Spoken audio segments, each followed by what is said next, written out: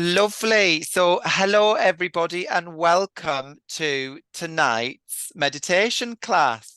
We've got a lovely class set up for you where we're going to focus on the 7 points meditation posture exercise, which does include a little bit of shuffling around to get into the perfect meditation posture. But just as much as you can, as you can manage, it is a practice after all, as are all of the meditation exercises that we give you. The practices, they're not perfect.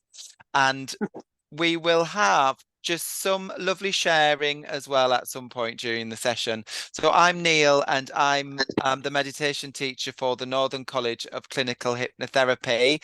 And I know lots of you already here in the room. So it's lovely, lovely, lovely to see you here.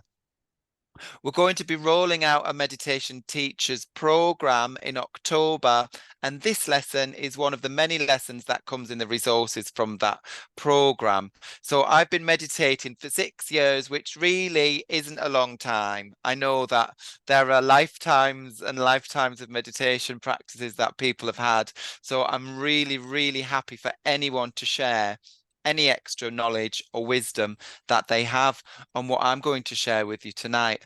All of the lessons that I will share with you over the next 4 weeks, I've experienced everything that I'm sharing with you myself, and I'm just leading from my own experience of what I've had with these meditations, and they're beautiful, beautiful meditations, lovely time to reflect and have some time of peace, which is what we all need. So we usually start the meditation lessons with a bit of a chat, an introduction to the lesson and the class, some thoughts and sharing about what we're working on with the topic, and then we'll go into a meditation, 2 different meditations during the classes. So the focus for this lesson is making meditation a healthy habit. And I remember when I started meditation, it was very unusual for me to start the habits that I started at the time. First of all, my meditation practice started at 6 o'clock in the morning, and my evening meditation was about 10 p.m. at night, and I was working full time as well. So getting up for 6 o'clock in the morning to do a meditation practice at the time was really difficult. And the reason why I kept up with the habit was because I knew how much meditation was giving to me. I knew how much I was getting from meditation. And the teachers that I was with at the time, the teachers were recommending, meditating first thing in the morning, as early as you can, and then another half an hour in the evening. So my 6 o'clock in the morning meditations tended to be really, really groggy, just trying to almost wake my body up. So to start off with, I honestly did not feel the benefit, but the benefit came in time, because gradually, after a few months of creating a new routine of getting up at 6 o'clock in the morning to do something for myself, to check in with myself and really see how I was feeling physically and mentally, helped me to give something to myself first thing in the morning. And it was something that inevitably was shared with other people, because when I'd done that practice in the morning of having a half hour to focus on one thing, a mantra or a topic, or just focusing in on the body, or the 7 point body meditation that we'll do this evening, just having done that meant that I started the morning with something that was purely for me. And it wasn't getting up 7:30, rolling out of bed into the shower, getting on a train or bus to work. It was that moment in the morning where I claimed a sovereignty. So eventually the 6 o'clock in the morning meditations did become much more important to me. And the evening meditation habits the evening meditations were the ones where I really started to fly and have this wonderful creative time meditating. I think the evening meditation that I was practicing was the time when my mind really started just to travel and receive all of these beautiful spiritual understandings about oneness, about love, about light, about lots and lots of different things. So there were two very different meditations for me, the morning and the evening. But I did make that a healthy habit. And that habit lasted for a very, very, very long time. And I still practice that now. So it's a lovely, lovely thing to make a habit out of a meditation.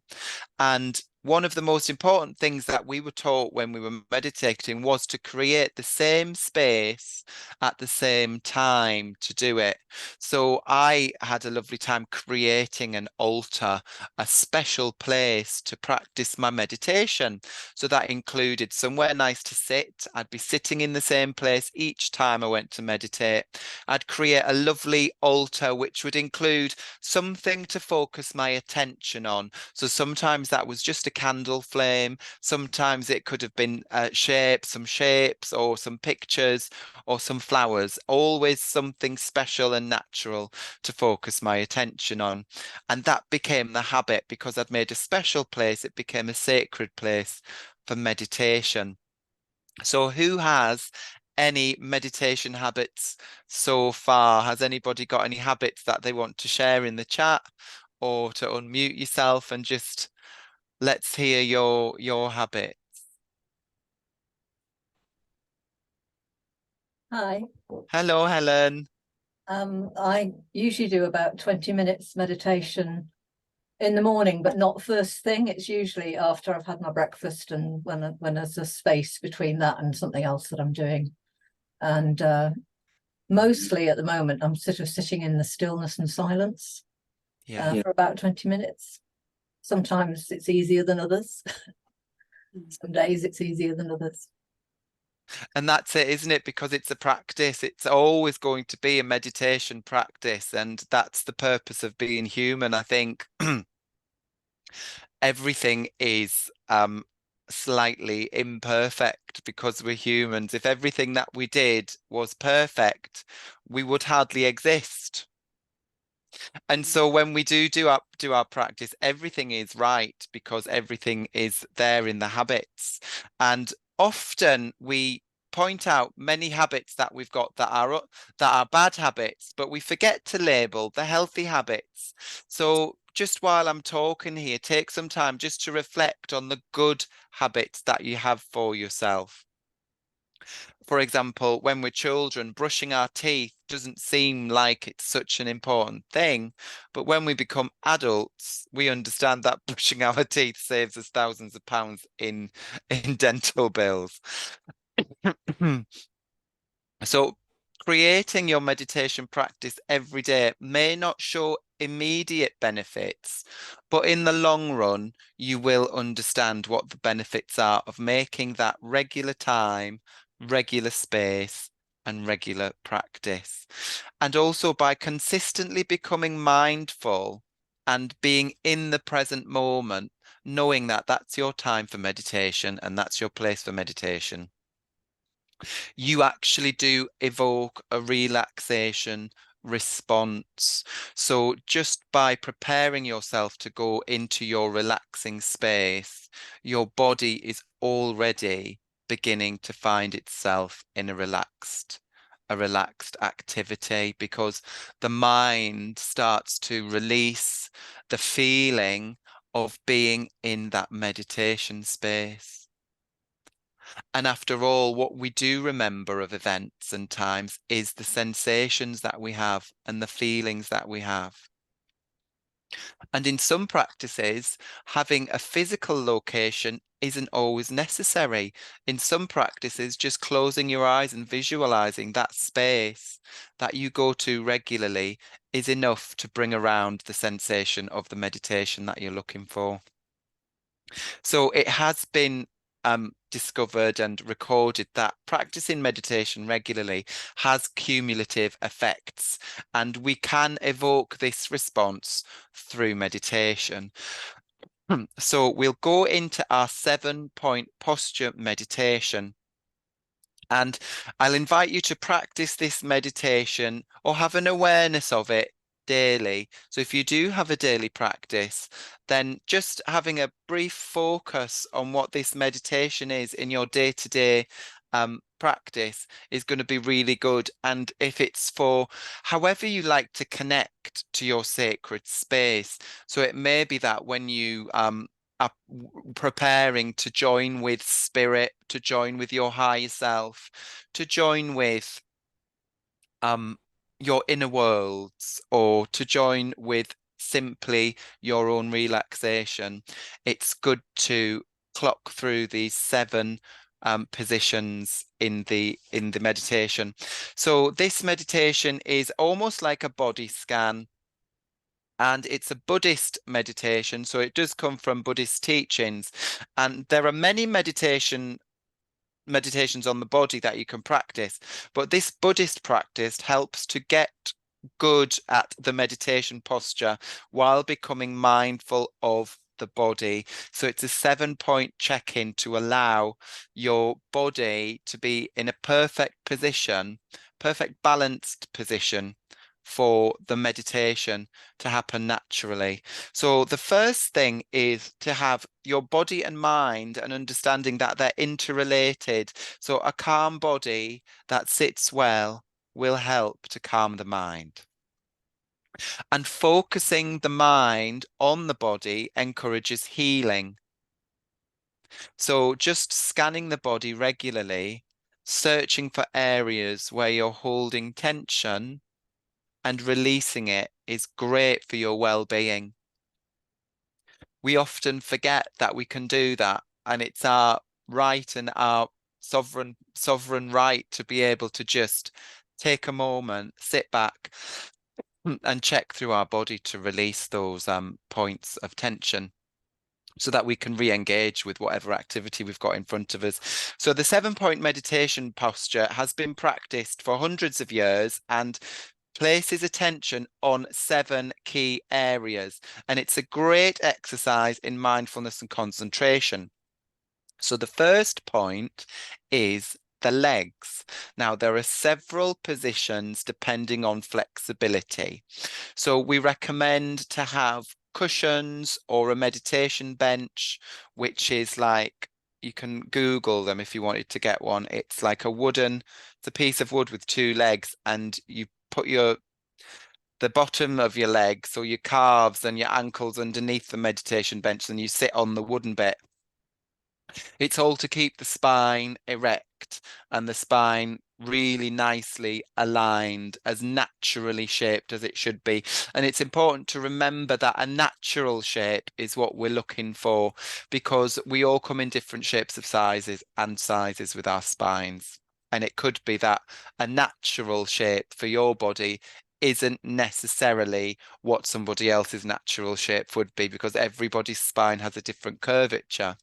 So when I say natural spine, it means with least tension needed to keep yourself there and supported. So usually that can be found by, if you're sitting on the floor or sitting on a chair, you can pop yourself up onto a yoga block so that the base of your spine is poised on that, the coccyx, the tailbone is just sitting on there. So it's almost just a little bit behind and in front there. And that immediately brings you a natural spine shape. So, I mean, we can try and do that, but that's completely unnatural for me. Mine actually curves forward a bit. And I'll invite you all now to find something that you can sit on, or the floor, or a cushion, even some kind of mat. So I've basically got the base of my spine is just tilting at is just resting, the pelvis is just resting on there. So I know that my hips are slightly curved backwards, and that's giving my spine a nice straight position. And actually doing this, getting yourself prepared for it, is the beginning of the meditation, because you're already sending your attention and you're sending your awareness into that spine and the position and the posture of the spine, which is your central cord of energy. It's the Sushumna. There's Ida Pingala, and the central cord is the Sushumna, which is where two dualities of energy twist through the spine. So you keep in that spine as natural as it can be. And also to have your hips above, slightly above your knees. So we love to sit down in a slouch, which means our hips are below our knees and we're sitting back just like I was starting in this recliner chair. But now I'm sitting on 2 yoga blocks. My hips are just in the same line or just a little bit above my knees. And that's making the wire on my headphones a little bit too tense. And also my camera needs adjusting. But now I'm really happy with that spine, with my spine, natural spine position, you know. And I can feel as well that it's almost as if my shoulders are balanced across the spine as well. You know, I'm feeling into my shoulders. And again, noticing the body like this is in fact the meditation. So I'm feeling into my shoulders and how my shoulders are balanced at each side. And I can even breathe really softly through the nose. And I'm noticing that my shoulders are in fact softening. And as they're doing that, even my knees are starting to relax and my thighs are starting to relax. And this is all just by focusing on where we have our legs and allowing our spine to be straight. So we are going to move on to the back again, which is probably the most important area for this meditation. So it should be as naturally upright as possible. And I'm going to invite you to experiment with imagining that you've got a lemon on the top of your head there. And what you're trying to do is keep that lemon there, almost as if you're just being pulled up slightly by the back hairs of your head. Your chin will naturally come down a little bit, and the space at the back of your head there will lengthen. Now you will know when you're overdoing it, because it will actually feel that you're putting some tension in. So just allow your head to be balanced there on the back. And you should also feel almost like everything is so perfectly stacked that the least effort is needed to maintain your natural posture. And just check in now with the legs and the back, the spine. Just breathe and notice how the body rests so easily once you've made these 2 points.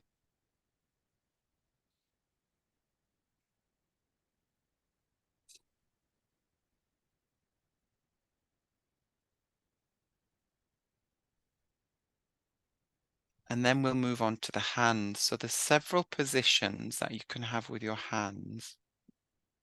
But the classic is the right hand in the left hand with thumbs touching, like that.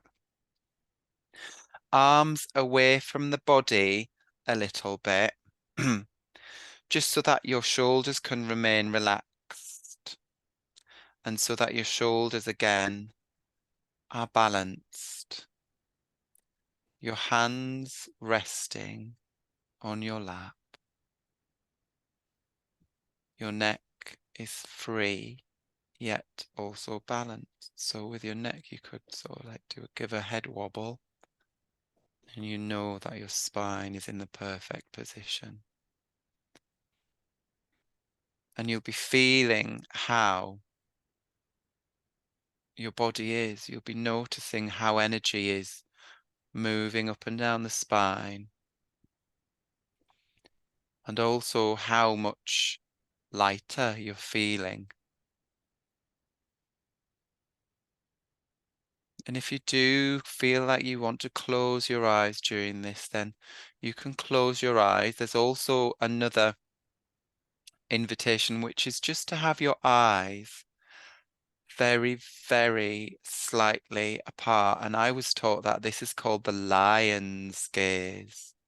Sleeping lion's gaze. Eyes very, very slightly apart. And the purpose of this is to allow you to remain present. It's to allow your senses to go inwards and yet still have awareness that the external world exists.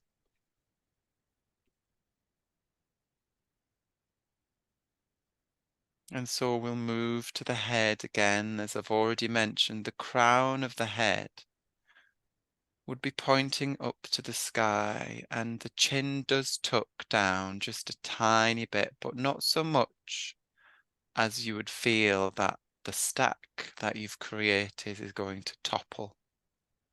I'm imagining those beautifully stacked stones that you see on coastlines all mounted up, and that's exactly how your spine is.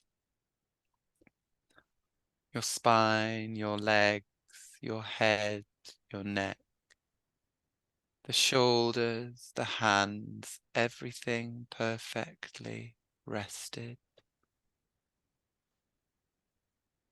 So that in fact muscles have very little to do. And you might even notice very slight movement, which is just an automatic balancing of this structure. The subconscious mind will not let you fall over whilst you're practicing this. So no matter how much you relax, you will not fall, because your subconscious mind is constantly balancing you as you let go of all the tension. Now we move to the jaw. So the mouth should be relaxed with the tongue on the roof of the mouth behind the top front teeth. If you feel any tension in the jaw, push the jaw forward and pull the jaw back. And just allow your front teeth to align on top of each other. And to even bring a little bit more relaxation to the jaw, if you're looking for more relaxation there, you can rub your thumb just down that part of your cheek and just allow your mouth to move. It really helps find any tension, and it also brings an awareness of touch to the jaw so that you know it's there to be relaxed. We don't half move our mouths during the day, and whether it's eating, drinking, or talking. And when you place your tongue up on the roof of your mouth, just behind the front teeth, it's almost making a statement that says, I have nothing to say at the moment. I have nothing to eat. My mouth is at rest. And my jaw can relax.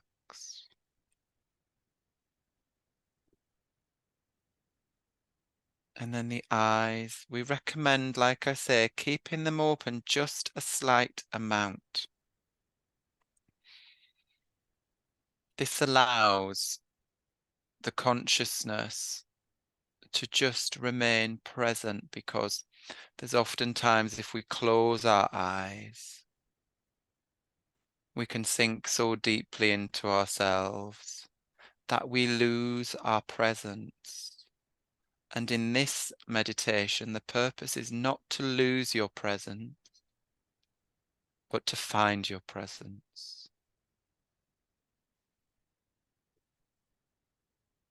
In the long run, practicing meditation with your eyes slightly open will make you better at meditating. And you can gaze downwards as you have your eyes slightly open.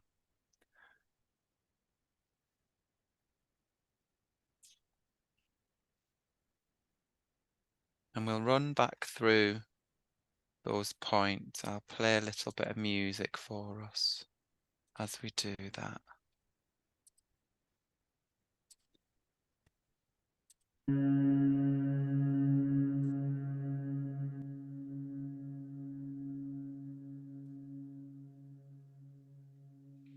We'll move back to the first point of meditation, which was the legs.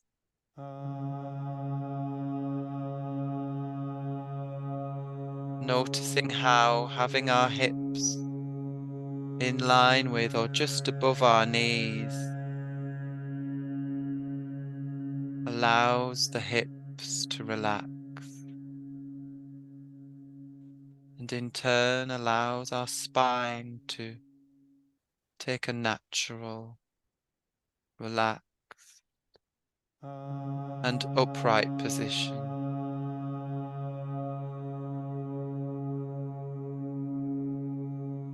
Our hands are resting in our lap,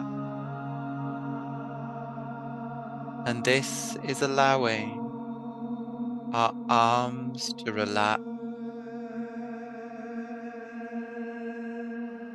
and balance with the rest of our body.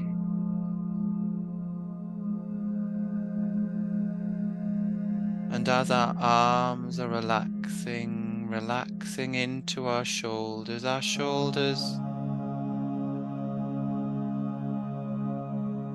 are also balancing with the rest of the structure of our body.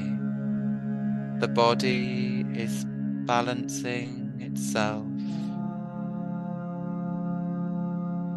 inside its own perfect structure.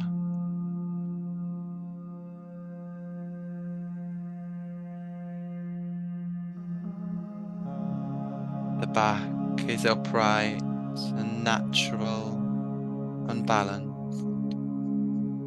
And you may notice your body making very slight adjustments to itself to keep you balanced. Your head as an extension of the spine, as its crown pointing to the sky.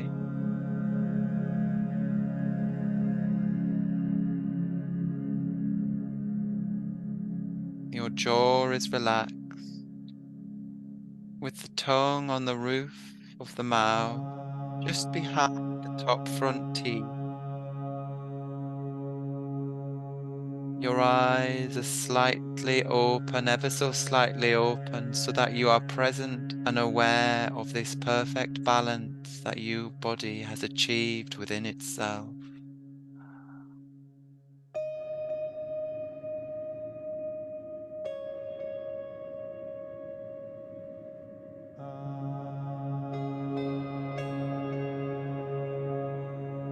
And take 3 long, gentle breaths here, beginning to focus on your senses, starting with your sense of hearing, and simply listening to the sounds in the room.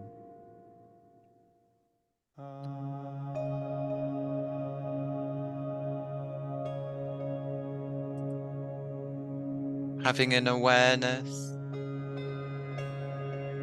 of your sense of taste and smell, noting any fragrances or aromas in the room, perhaps running over your tongue or your teeth.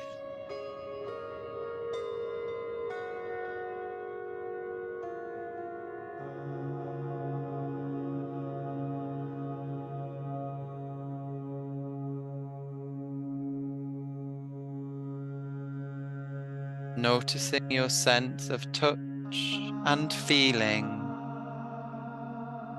of the clothes wrapped around your body, the weight, texture, and the feeling of them against your body. Feeling the support of the chair or mat beneath your body. Closing your eyes now and floating your attention to your feet, noticing the connection with the earth, having an awareness of your legs, uncrossing your ankles and knees if you're seated in a chair.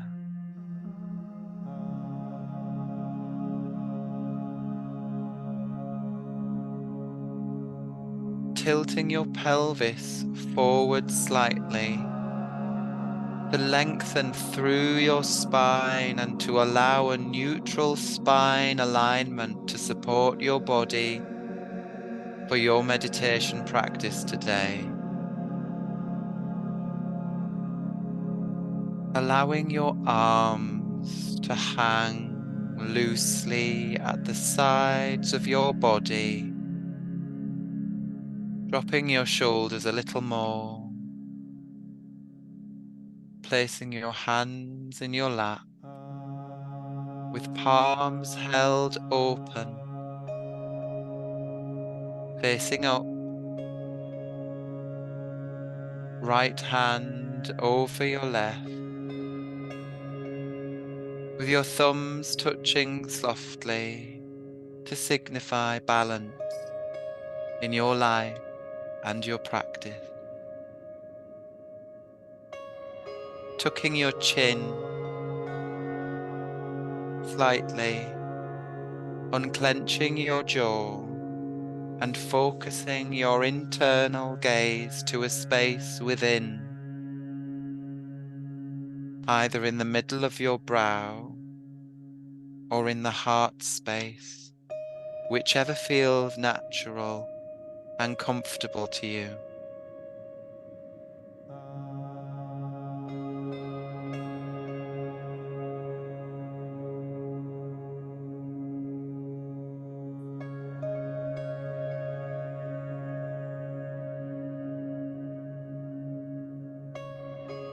Floating your attention now to your breath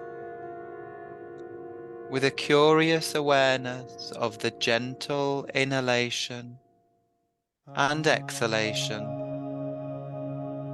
intending it to be the anchor for your practice.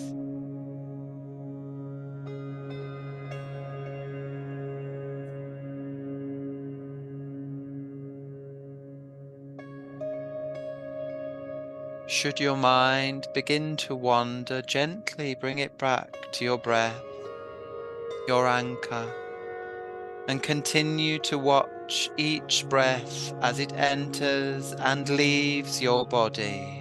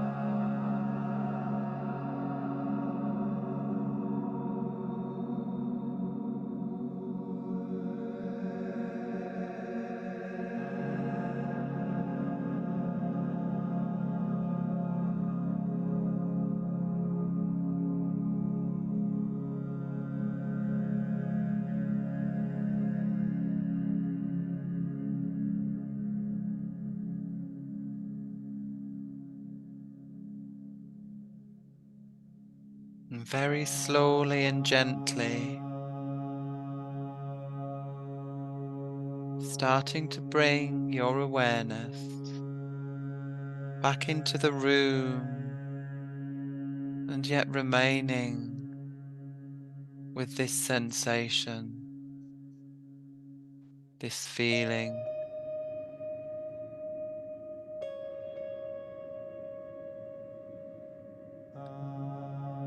And if you have your eyes closed, then just very gently, very softly, a tiny bit.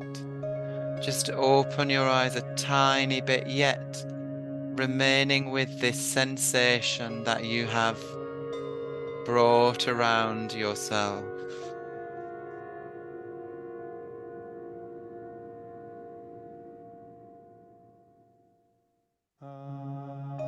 Begin to deepen and lengthen your breath, sending it down to your fingers and toes so that you can give them a wiggle.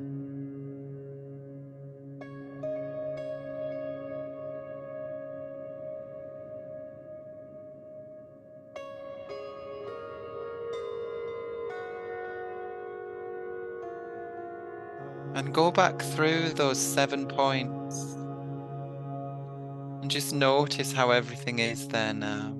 The legs, the pelvis, the back, the hands and the arms,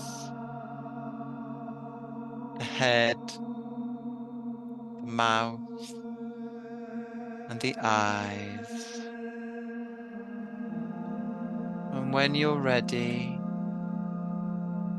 in your own time, coming back, fully back to the present and opening your eyes.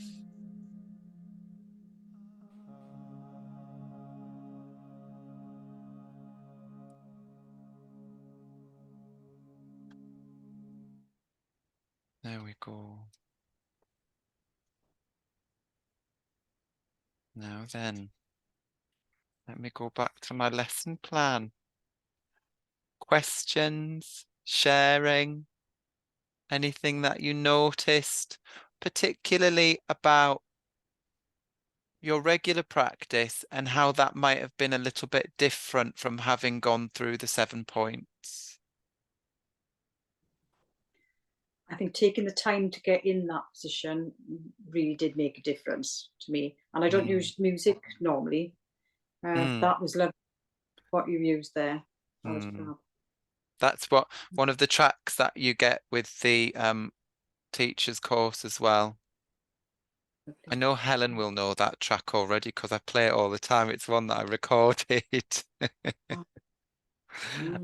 Yeah, that's good. That's good. Anybody else have anything to share? It felt very balancing. Great. That was Is that the Helen? yeah. Yes, it is. Yeah. Yeah. Hiya. It felt very balancing. Yeah, it does that, doesn't it? I love the idea of, do you know, when you have all of those stones balanced on top of each other on the beach and you see them and it looks incredible how a huge big stone can be balanced on top of these even smaller ones. Well, that's just how incredible our natural structure is of our body, and how with the right focus and attention we can balance like that too. And that's also what all of these props are for in yoga. You know, if you need to use yoga blocks or pillows or cushions or whatever you can pull in to get you into that stable position, then use them.